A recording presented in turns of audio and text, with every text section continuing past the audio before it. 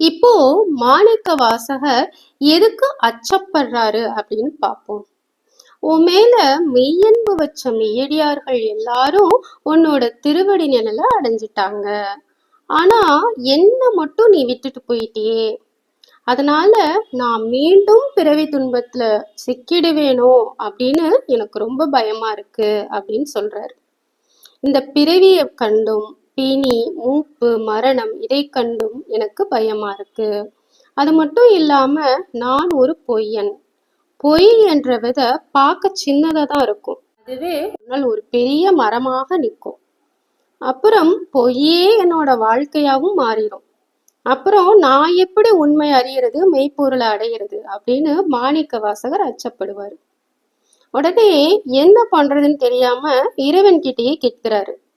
இறைவனும் பேசாம இருப்பாரு. திருவாரூரில் எழுந்தருள் இருக்கும் எங்கள் பிச்சை பெருமானே, நீயும் பேசாட்டி நான் என்ன செய்வேன், திருவாய் மலர்ந்தருளு அப்படின்னு கேட்கிறாரு. இறைவன் கிட்ட வருந்தி பாடுறார் மாணிக்க வாசகர். இதைத்தான் ஆரூர் என் பிச்சை தேவா என்னான் செய்கேன் பேசாயே